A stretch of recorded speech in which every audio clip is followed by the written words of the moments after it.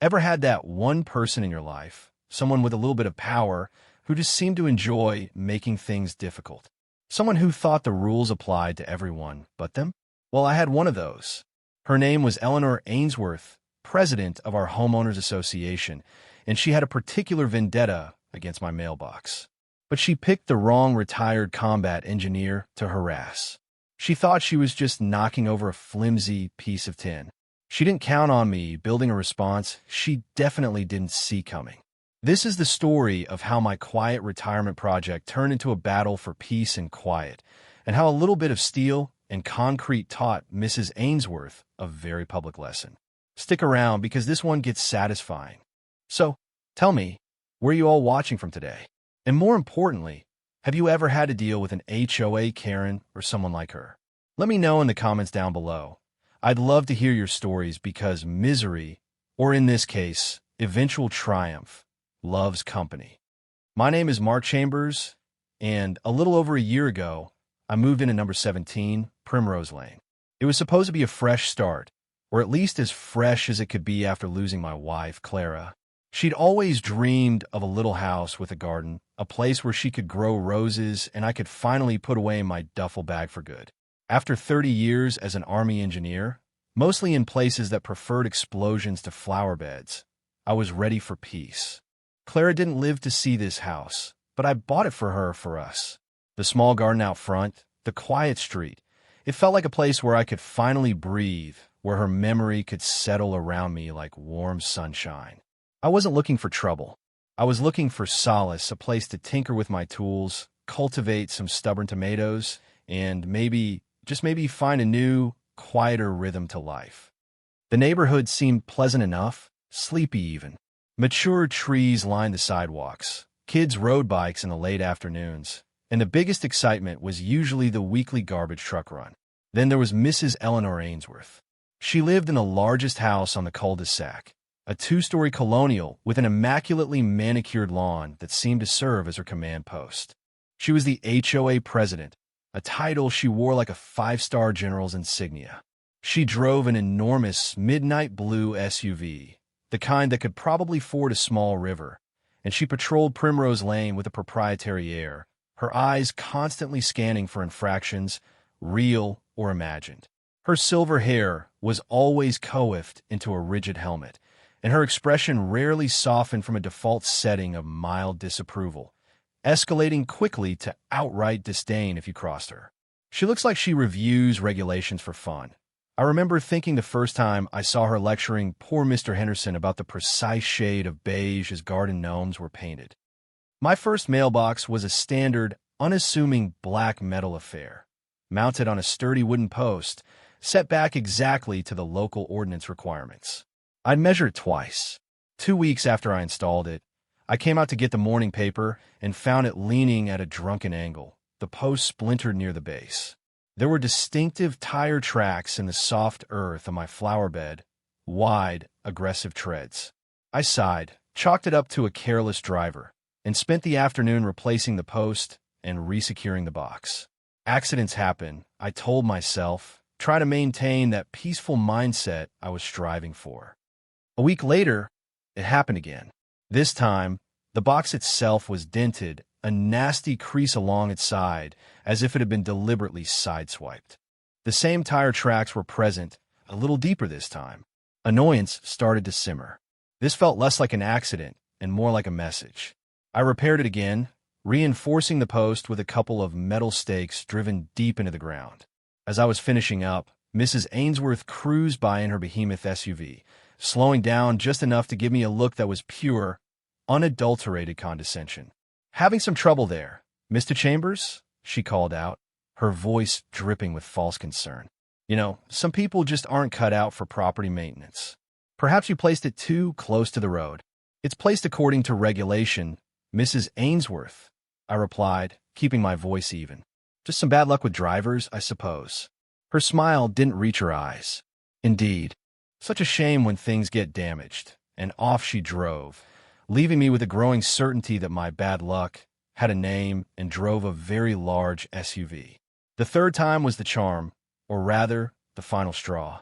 I found a mailbox completely flattened, the post snapped clean off, the box itself looking like it had been run over multiple times. And tucked neatly under a piece of mangled metal was a crisp, white HOA notice. It cited me for a failure to maintain property in an aesthetically pleasing manner due to the damaged postal receptacle, the sheer audacity of it, the blatant, smug malice, lit a fuse I thought had burned out long ago. Okay, Eleanor, I thought, a cold sort of calm settling over me. You want to play games? I've played games with much higher stakes than a mailbox. This wasn't just about a piece of metal anymore. This was about my peace, my home, the little sanctuary I was trying to build. This was about Clara. She would have hated this kind of petty bullying. My initial response was a flare of pure, unadulterated anger, the kind that makes your hands clench and your jaw tighten. For a moment, I envisioned confronting her, a full-blown verbal assault. But then, years of ingrained discipline kicked in. Emotion is a weakness in a conflict. Chambers, my old instructor, Sergeant Major Croft, used to bellow. Think, plan, execute. Croft was a man who could build a bridge under fire with nothing but ingenuity and a stern glare. He wouldn't have yelled. He would have engineered a solution. I took a deep breath, the crisp morning air doing little to cool the heat inside me. This wasn't just an attack on my property. It felt like an attack on my quiet resolve to heal. Mrs. Ainsworth, with her power trips and her oversized vehicle, had become a symbol of the kind of petty tyranny that could grind a person down if allowed. And I decided, right then and there, standing over the wreckage of my third mailbox, that I would not be ground down. I wouldn't sink to her level with shouting matches or public arguments. No, my response would be quieter, more considered, and ultimately far more effective. The training wheels of my engineering mind, rusty from disuse in civilian life, began to turn. For years, my world had revolved around stress tolerances, load-bearing capacities, material strengths, and the subtle art of making something appear one way while being entirely another. I designed defensive emplacements that could withstand serious ordnance, always focusing on functionality, resilience, and often an element of surprise. This is just a very, very small-scale defensive problem. I mused, a grim sort of amusement touching my lips. The objective, protect the mail. The adversary, one overconfident suburbanite in a tank-like SUV. I went inside and pulled out an old drafting pad and a set of pencils, tools I hadn't touched in years. The familiar weight of them in my hand was comforting. I started sketching, not just mailboxes, but concepts. How do you stop a vehicle with minimal fuss, but maximum discouragement? How do you do it legally, on your own property, without creating a hazard to innocent parties? My mind drifted back to vehicle deterrents I'd seen or designed. Bollards, reinforced barriers, things meant to stop something much heavier and faster than Mrs. Ainsworth's SUV. But the principles were the same. The key was to make the mailbox itself the immovable object, but in a way that wasn't obviously aggressive until the irresistible force of her vehicle met it. My preliminary investigation began that same day. I cleaned up the debris of the old mailbox, but I didn't rush to replace it. Instead, I observed. I noted the times Mrs. Ainsworth typically made her patrols: morning, around 10, afternoon, around 3. She always slowed as she passed my house, her head swiveling. I saw her glance at the bare spot where the mailbox had been, a flicker of something, triumph, in her eyes. I took discreet photographs of the tire tracks she'd left on the previous occasions, noting their width, their proximity to the curb, the slight inward cant that suggested she wasn't just accidentally driving too close, but actively steering towards my property line. I also spent an afternoon at the local library, then online, reviewing every single HOA bylaw and local municipal code pertaining to mailboxes, dimensions, setback from the curb, materials, height. I found the exact regulations. My new installation would be unimpeachably compliant on the surface. Whatever she hit, she couldn't claim it was an illegal structure. Knowledge, as Sergeant Major Croft used to say, was ammunition. I also ordered a small, weatherproof wildlife camera, the kind hunters use. It was compact, easily concealable, and motion-activated. Evidence would be crucial. The old soldier in me knew that you never went into a confrontation without reconnaissance and solid intelligence. Mrs. Ainsworth thought she was dealing with a grieving widower who just wanted to be left alone. She was about to find out that grieving widowers could still have very sharp teeth, especially when their peace was threatened. My quiet investigation into Mrs. Ainsworth's reign of suburban terror soon revealed I wasn't her only target. One evening, while ostensibly weeding a flower bed near the property line I shared with Mr. Henderson, I struck up a conversation. Arthur Henderson was a man in his late 70s, a widower himself, with kind eyes and a nervous tremor in his hands. He'd lived in the neighborhood for 40 years. Quite a character, our Mrs. Ainsworth, I ventured, keeping my tone light. Mr. Henderson glanced around as if expecting her to materialize from the rose bushes. Oh yes, Eleanor. She likes things just so. He paused, then leaned a little closer. It was her, wasn't it? Your mailbox. I nodded grimly. I suspect so. Third one in as many weeks. A look of weary resignation crossed his face. She's been after me for years about my garden gnomes. Says their non-conforming festive accoutrements fined me $50 last spring because one had a slightly chipped hat. He shook his head. My late Mary loved those gnomes. Eleanor she runs this HOA like her own little kingdom. Most folks just pay the fines and try to stay off her radar. Has she ever damaged your property? I asked. He hesitated. She has a habit of, trimming her turns a bit wide. Lost a few prize azaleas that way. Said they were encroaching on the sidewalk, even though they were a good foot inside my property line. Hard to prove anything, though. Not anymore, I thought, thinking of the camera I had waiting. Mr. Henderson became my first, albeit cautious, ally. He had a wealth of historical grievances against Ainsworth, a long-simmering resentment hidden beneath a desire to avoid conflict. A few days later, I met Sarah Chun. She was jogging past my house, saw me examining the bare patch of ground where my mailbox used to be, and paused.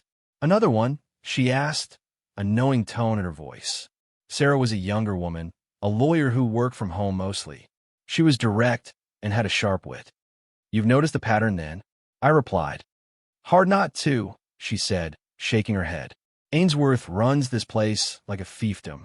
I've read the HOA covenants. She interprets them creatively, shall we say, to her own benefit. My folks live in a community with an HOA from hell, so I'm unfortunately familiar with the type. What are you planning to do? I'm considering a more robust solution, I said carefully. A glint of interest sparked in her eyes. Robust how? If you need someone to look over the legalities of any fortifications, I'd be happy to offer an informal opinion. Pro bono. I find aggressive enforcement of petty rules deeply offensive. And just like that, I had another ally. Sarah's legal mind would be invaluable. We began to talk more regularly. She explained how HOAs could overstep, how documentation was key, and how often bullies like Ainsworth counted on people not knowing their rights or not having the energy to fight back. With Mr. Henderson's anecdotal history and Sarah's legal perspective, we started to piece together a clearer picture of Mrs. Ainsworth's operations. It wasn't just mailboxes and gnomes. There were whispers of questionable landscaping contracts awarded to a company owned by her nephew, of funds being diverted for community improvements that largely seemed to benefit the area immediately around her own property. My discreetly placed wildlife camera, now focused on the street in front of my house, was also proving its worth. While it hadn't caught Ainsworth in the act of mailbox destruction yet, as there was no mailbox to destroy, it did capture her frequent, slow passes, her lingering gazes at my empty lawn. It was building a pattern of obsessive behavior. Meanwhile, Mrs. Ainsworth wasn't idle. Perhaps she sensed a shift, a lack of immediate capitulation on my part. A new HOA notice appeared on my door, this one citing me for improperly stored gardening equipment, a neatly coiled hose, and a watering can beside my back porch, invisible from the street. It was petty harassment, pure and simple. At the next informal neighborhood gathering, a potluck barbecue a few streets over, I overheard her talking to one of her bored cronies, a woman named Doris who nodded sycophantically at everything Ainsworth said. That new fellow, Chambers, Ainsworth was saying, her voice carrying despite its conspiratorial pitch. Quite resistant to conforming. Thinks he can just ignore the community standards. We may have to escalate matters if he doesn't put up a proper mailbox soon. Some people need to be taught a lesson in respect. Her overconfidence was almost palpable. She truly believed she was untouchable, that her position and her aggressive demeanor gave her carte blanche. She had no idea that the lesson was about to be hers, and that the curriculum was being designed by someone who understood a lot more about resilience and impact than she could possibly imagine. The stakes were rising, but so was my resolve, and now I wasn't entirely alone. The plan for Project Mailbox Redemption, as I'd mentally dubbed it, began to solidify. It wasn't just about building an indestructible mailbox. It was about creating a situation where Mrs. Ainsworth would unequivocally expose her own malice and aggression. Sarah was instrumental here. "Whatever you build, Mark," she advised, spreading out the HOA covenants and local ordinances on my kitchen table, "it has to be 100% compliant on paper. Standard size, approved materials for the visible parts, correct placement. No sharp edges pointing outwards that could be construed as a booby trap. The beauty of it will be in its hidden strength, not in any overt aggression." "Exactly," I said, pointing to my sketches. "The box itself will be a standard, heavy-gauge steel model, USPS approved. The post, however, will be a different story. It will appear to be a standard 4x4 wooden post, perhaps painted black to match the box." Mr. Henderson, who had joined our little council of war, peered at the drawings. "Looks ordinary enough, Mark. The wooden post," I continued, "will actually be a hollow sleeve. Inside it, I'll set a 6-inch diameter, quarter-inch thick steel pipe, sunk 5 feet into the ground and encased in high-strength, quick-set concrete. The mailbox will be bolted directly to a steel plate welded on top of this pipe. The wooden sleeve is just for aesthetics, to meet that traditional appearance clause in the HOA rules." I tapped another part of the sketch. "And here at the base, just below where the wooden sleeve meets the ground, the concrete will flare out slightly, forming a reinforced collar, also buried. Not enough to be a tripping hazard, but enough to ensure the entire structure is utterly rigid." Sarah grinned. "So if someone were to, say, accidentally clip it with their car, they wouldn't be knocking over a mailbox?" I finished. "They'd be hitting a miniature bridge abutment. It won't damage the car catastrophically. We're not aiming to cause injury, but it will certainly leave a significant, undeniable mark. And the mailbox will remain perfectly upright, completely unharmed." Mr. Henderson chuckled, a sound I hadn't heard from him before. "Oh, I'd pay good money to see Eleanor's face." The following week was one of careful preparation. I sourced the steel pipe from a specialty metal supplier, claiming it was for a deep-set tetherball pole for my grandkids, should anyone ask. I bought bags of the strongest concrete mix available. The wildlife camera was repositioned to have a perfect, unobstructed view of the designated mailbox spot, its memory card fresh, its batteries new.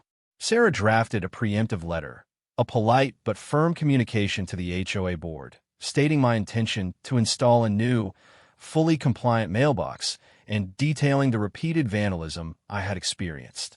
It didn't mention the internal fortitude of the upcoming installation, of course.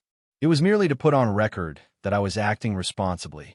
Mrs. Ainsworth, meanwhile, seemed to be growing bolder in her campaign of petty tyranny. Another notice appeared, this time for unauthorized lawn ornamentation. A single, tastefully weathered stone frog Clara had loved, tucked beside a rose bush. The notice included a blurry photo, clearly taken from the street with a zoom lens. It felt like she was deliberately trying to provoke a reaction, to push me into making a mistake. She was so used to people caving. She probably expected me to either comply immediately or come to her, hat in hand, begging for leniency. The personal risk felt more tangible now. She was escalating. I found myself wondering if she might try something more direct, perhaps try to rally her cronies on the HOA board to levy serious fines or even place a lien on my property for these manufacturer violations. It was stressful, I won't deny it. There were moments I questioned if it was worth it, if I should just put up another cheap mailbox and hope she got bored. But then I'd think of Clara, of the peace I was trying to build, and the image of Mrs. Ainsworth's smug expression as she destroyed my property would flood back. No, this wasn't just about a mailbox. It was about standing up to a bully who thought her perceived power gave her the right to harass and intimidate. The plan would proceed. The trap, perfectly legal and utterly passive, was almost ready to be set. The installation took place under the cover of a moonless night. I'd chosen a Tuesday, as garbage collection was Wednesday morning, meaning more ambient noise and activity to mask my own.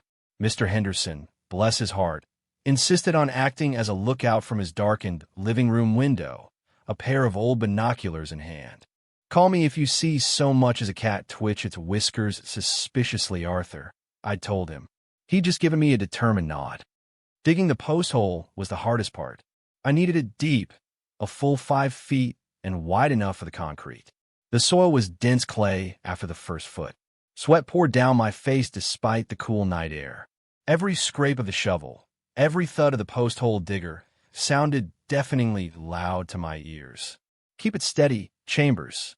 Just like setting a perimeter fence in hostile territory. Quiet, efficient. Once the hole was ready, I carefully maneuvered the heavy steel pipe into place, using a level to ensure it was perfectly plumb. Then came the mixing of the concrete, bag after bag, done in a wheelbarrow muffled with old blankets. I poured it slowly, tamping it down to eliminate air pockets. The concrete collar at the base was sculpted carefully, just below ground level. While the concrete began its initial set, I slid the pre-painted black wooden sleeve, looking exactly like a standard 4x4 post, over the steel pipe. It was a snug fit. Finally, I bolted the new, heavy-gauge steel mailbox, itself a picture of innocence, onto the thick steel plate I'd welded to the top of the pipe. The entire assembly, when viewed from the street, would look like a particularly sturdy, well-installed, but otherwise unremarkable mailbox. Only I, and now Mr. Henderson and Sarah, knew the truth of its core. By 3 a.m., I was done. I cleaned up every speck of dirt, every stray pebble. The wildlife camera, nestled discreetly in the foliage of a nearby azalea bush that Mr. Henderson had conveniently forgotten to trim too close to my property line, had a perfect view. I stood back, exhausted but satisfied. It was a thing of simple, brutalist beauty in its own way. An iron fist in a velvet glove, or, more accurately, a steel core in a wooden sheath. "All clear, Mark," Mr. Henderson whispered from his porch as I packed away my tools. "All clear, Arthur. And thank you." He just smiled, looking forward to tomorrow's mail delivery. I went inside, showered, and despite the adrenaline, fell into a deep sleep. The next morning, I deliberately delayed my usual routine. I made coffee, read the paper online, and waited. I could hear the usual neighborhood sounds, a distant lawnmower, the barking of a dog. Then, around 9:50 a.m., I heard it, the low, guttural rumble of Mrs. Ainsworth's SUV approaching. My heart rate picked up. Showtime. I positioned myself by my front window, peeking through the blinds. There she was, her silver helmet of hair visible through the windshield, her eyes scanning left and right like a predatory bird. She slowed as she approached my house. I saw her head turn towards the new mailbox. I could almost imagine her internal monologue. So he finally replaced it. Took him long enough. Still looks a bit too close to the curve for my liking. Maybe just a little nudge to remind him who's in charge. She veered, ever so slightly, toward my side of the road. It was the same maneuver I'd seen her practice on my previous, less resilient mailboxes. Her front passenger side tire bumped gently up onto the very edge of my lawn. Her speed was low, perhaps 5 miles per hour, but with the momentum of that heavy vehicle, it was more than enough to demolish a normal mailbox. This time, however, the script changed. Instead of the familiar crumple of tin and splintering of wood, there was a sickening, metallic crunch, a sound of expensive plastic shattering, of metal deforming under immense pressure. Mrs. Ainsworth's SUV lurched to a sudden, jarring halt, its front end visibly dipping. The mailbox? It didn't budge. Not a millimeter. It stood there, upright, pristine, glinting innocently in the morning sun. For a moment, there was silence. Then, the SUV's door flew open and Mrs. Ainsworth practically fell out, her face a mask of disbelief and rapidly dawning fury. She stared at her vehicle, then at my mailbox, then back at her vehicle. Her right front bumper was hideously buckled, pushed back almost to the wheel well. The headlight assembly above, it was a spiderweb of fractured plastic, pieces of it tinkling onto the grass. A thin trickle of antifreeze began to snake its way onto the asphalt. "What in the—" she shrieked, her voice cracking. "What have you done?" She spun towards my house, her face contorted. "Chambers, get out here. You've damaged my vehicle. This is an outrage. An illegal structure." I calmly walked out my front door, phone in hand, already dialing. Not 911, but Sarah. Then I'd call the non-emergency line for the police, just to file a report about damage to my property line by a vehicle. "Good morning, Mrs. Ainsworth," I said, my voice deliberately calm and polite. "Having some trouble with your steering, are you? That's the 4th time you've driven onto my property and struck my mailbox. Though I must say, this one seems to have held up rather better than the others." Her face went from red to a sort of mottled purple. This thing you've put up, it's a hazard. It's destroyed my car. I'll have you sued. I'll have this monstrosity torn down. I'll see you fined into oblivion by the HOA." She was practically hopping with rage. Her usual composure had utterly deserted her. "Actually, Mrs. Ainsworth," I said, holding up my phone where the wildlife camera app was already displaying the very clear, high-definition video of her deliberately veering onto my lawn and striking the mailbox. "I believe this footage will show that my mailbox was stationary and on my property, and that you drove into it. Again, just like the previous 3 times, which, by the way, I also have documented." Her eyes widened as she saw the footage playing on my screen. The color drained from her face. For a moment, she was speechless, a rare event. The high tension of the moment was thick enough to cut. She knew she was caught. Her desperate attempt to regain control was to bluster. "That proves nothing. Trick photography. You deliberately booby-trapped it."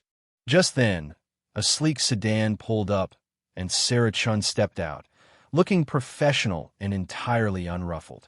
"Good morning, Mrs. Ainsworth, Mark. Is there a problem here?" she asked, her voice cool and authoritative. Before Ainsworth could unleash another tirade, Mr. Henderson also appeared, ambling over from his yard with a surprisingly jaunty step. "My goodness, Eleanor," he said, peering at her mangled SUV with poorly concealed delight. "Looks like you've had a bit of a prang. Must learn to watch where you're going." The public exposure began almost immediately. Mrs. Ainsworth, flustered and cornered, tried to insist to Sarah that my mailbox was an illegal, offensive structure designed to cause damage. Sarah, with a calm smile, pulled out a copy of the HOA bylaws and the local municipal codes, highlighting the sections pertaining to mailbox construction and placement. "As far as I can see, Mark's mailbox is perfectly compliant, Mrs. Ainsworth. It's on his property. It's the correct height, made of approved materials externally, and isn't encroaching on the public right-of-way. What seems to be the issue, other than your apparent difficulty in keeping your vehicle on the paved roadway?" A local police officer, a young man named Miller, whom I'd called on the non-emergency line to report repeated vehicular trespass and property damage, arrived shortly thereafter. Mrs. Ainsworth immediately launched into a hysterical account of how my weaponized mailbox had attacked her car. I calmly explained my side. "Officer, this is the 4th mailbox Mrs. Ainsworth has destroyed on my property. I have video evidence of this incident and photographic evidence of the previous 3, along with clear tire tracks showing her vehicle repeatedly leaving the roadway and striking my property. I installed this new mailbox to be more durable, but it is fully compliant with all codes." Officer Miller listened patiently, then reviewed the video on my phone. His expression remained neutral, but I saw a flicker of something in his eyes, understanding, perhaps even a touch of amusement. He then meticulously examined the mailbox, even took out a tape measure to check its setback from the curb. He looked at the damage to Ainsworth's SUV. "Ma'am," he said, turning back to Mrs. Ainsworth, his voice official but firm. "Based on the evidence presented and the physical positioning of the mailbox and your vehicle, it appears you drove off the roadway and struck a stationary object on private property. The mailbox appears to be legally placed and constructed." He then gestured to her SUV. "This kind of damage is consistent with striking a very solid object at low speed. Frankly, you're lucky it wasn't a fire hydrant or utility pole. The damage could have been far worse." Mrs. Ainsworth spluttered. But it's designed to be destructive. It's a trap. It's designed to hold mail." "Mrs. Ainsworth," I interjected smoothly, "and to withstand the elements. And, apparently, to withstand being repeatedly run over by your SUV, which it has done admirably." Sarah then stepped forward. "Officer, my client, Mr. Chambers, would like to file a formal complaint for the repeated destruction of his property by Mrs. Ainsworth. We have dates, times, and evidence for all incidents. We also have records of HOA notices issued by Mrs. Ainsworth that appear to be retaliatory in nature." The sight of Mrs. Ainsworth receiving a citation for improper driving and being informed that I would be pursuing claims for the previous damages was, I admit, deeply satisfying. Her aura of untouchable authority visibly crumbled. Her face, usually set in lines of smug superiority, was now slack with shock and humiliation. Several neighbors had drifted out, drawn by the commotion. They stood watching, whispering amongst themselves. The Queen had been publicly dethroned, not by an angry outburst, but by a well-engineered piece of steel and a clear presentation of facts. The immediate consequences for Mrs. Ainsworth were swift and rather delightful to witness, if I'm being honest. Her insurance company, upon reviewing Officer Miller's report and the video evidence I happily provided, informed her that they would not be covering the damage to her SUV as it was caused by her own negligent, if not intentional, actions. The repair bill for a crumpled bumper, shattered headlight assembly, and potential radiator damage on a luxury SUV was, I gathered from overheard snippets of her enraged phone calls, astronomical. Word of the mailbox incident, as it quickly became known, spread through the neighborhood like wildfire. My wildlife camera footage, which Sarah advised me to share with the other HOA board members, was damning. It didn't just show the final, satisfying crunch. It showed her pattern of behavior, the slow, deliberate approaches, the consistent veering onto my property. It painted a clear picture of a bully caught in the act. An emergency HOA board meeting was convened within days. Mrs. Ainsworth, I heard, tried to bluster her way through it, accusing me of endangering the community with my fortified mailbox, but the evidence was overwhelming. Her staunchest allies on the board, faced with irrefutable proof of her malice and the potential legal ramifications for the HOA if they backed her, began to distance themselves. Mr. Henderson, emboldened, even attended the meeting and spoke up, detailing years of petty harassment he and others had endured under her presidency. My vindication was complete. I received a formal, written apology from the HOA, drafted by Sarah, I suspect, and reluctantly signed by the remaining board members, for the unfounded violation notices and the distress caused by the repeated damage to my property. They even offered to cover the cost of my previous 3 mailboxes, an offer I accepted. My current mailbox, of course, stood proud and untouched, a silent testament to the folly of underestimating a quiet man. The peace I had sought in Primrose Lane finally began to feel attainable. The shadow of Mrs. Ainsworth's petty tyranny was lifting. The fallout from Mailboxgate rippled through our little community for weeks, and the changes were palpable. Mrs. Ainsworth, facing universal condemnation and stripped of her power, tendered her resignation as HOA president within the week. She became a recluse in her own oversized house, the curtains often drawn. Her reign of terror was definitively over. The remaining HOA board members, chastened and embarrassed, initiated a full review of the association's bylaws and recent financial activities. Sarah Chun, to my immense relief and that of many neighbors, agreed to run for the presidency in a special election and won by a landslide. Under Sarah's guidance, the HOA transformed. Arbitrary rules were revised or abolished. Transparency in financial dealings became paramount. The atmosphere in the neighborhood lightened considerably. People started talking to each other more, planting the flowers they wanted without fear of a citation for unapproved color palettes. Mr. Henderson's garden gnomes, previously relegated to his back patio, now proudly stood guard by his front walkway, their chipped hats a badge of honor. He even added a new one, a particularly cheerful fellow he said reminded him of me, sturdy and unmovable. For me, life settled into the quiet rhythm I had craved. My garden thrived. The tomatoes were particularly good that year. My fortress mailbox, as some neighbors jokingly called it, became a minor local landmark, a symbol of quiet resistance. I found a new sense of purpose, not in grand designs or strategic defenses, but in the simple act of tending my small patch of earth, of knowing I had stood my ground, and in doing so helped restore a measure of fairness and decency to our little corner of the world. Clara would have liked that. She always said the most important battles were fought for peace, no matter how small the territory. The final fate of Mrs. Ainsworth was perhaps the most fitting. About 6 months after the incident, a for sale sign appeared in front of her colonial fortress. She sold it quietly and moved away, unable, I suppose, to bear living in a community where she was no longer feared, but merely pitted or worse, ignored. Her massive SUV, still bearing the scars of its encounter with my handiwork, apparently, she hadn't been able to afford a full repair, was driven away on a flatbed truck. So, that's the story of my HOA Karen and the mailbox she couldn't bully. It just goes to show you, sometimes the biggest bullies crumble the fastest when faced with a little bit of calm, strategic resistance. It's a reminder that you don't always need to shout the loudest to be heard, and that sometimes a well-placed piece of steel and a refusal to be intimidated can bring about a surprising amount of justice.